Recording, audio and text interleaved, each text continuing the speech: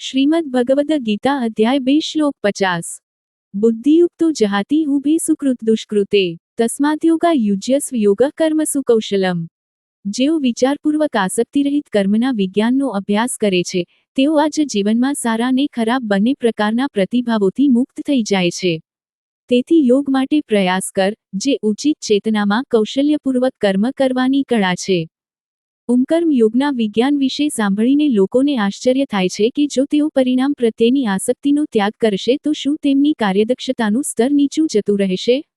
શ્રી કૃષ્ણ સમજાવે છે કે અંગત સ્વાર્થ વિના કાર્ય કરવાથી કાર્યની ગુણવત્તામાં ઘટાડો થતો નથી, બલકે આપણે અગાઉ કરતાં પણ અધિક કૌશલ્યપૂર્ણ થઈ જઈએ છીએ।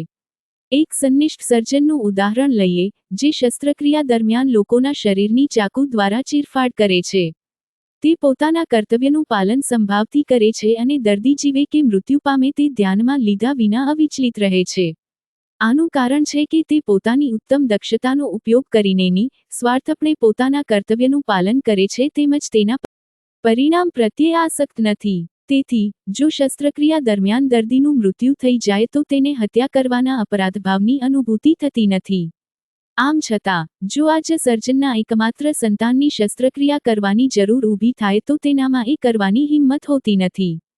ફળ પ્રત્યે આસક્તિ હોવાના કારણે તેને ભય હોય છે કે તે કૌશલ્યપૂર્ણ શસ્ત્રક્રિયા કરી શકશે નહીં અને તેથી અન્ય સર્જનની સહાય લે છે।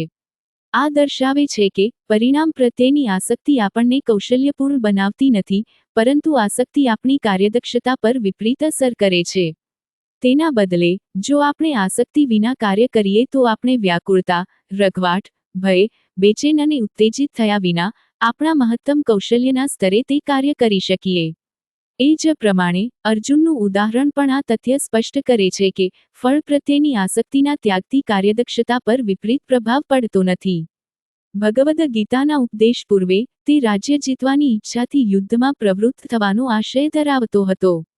શ્રી કૃષ્ણના મુખે ભગવદ ગીતાનો ઉપદેશ સાંભળ્યા પશ્ચાત તે લડતો હતો, કારણ કે તે ભગવાન પ્રત્યેનું તેનું કર્તવ્ય હતું અને શ્રી કૃષ્ણ એમ કરવાથી પ્રસન્ન થતા હતા। તે હજી પણ યોદ્ધા જ હતો, આમ છતાં તેનો આંતરિક હેતુ પરિવર્તિત થઈ ગયો હતો। એ સત્ય છે કે આસક્તિ રહિત કર્તવ્યપાલને તેને અગાઉ કરતાં લેશમાત્ર પણ ઓછો કાર્યદક્ષ બનાવ્યો ન હતો। વાસ્તવમાં તે અધિક પ્રેરણાથી યુદ્ધ કરી શક્યો કારણ કે તેનું કર્મ પ્રત્યક્ષ રૂપે ભગવાનની સેવા હતી।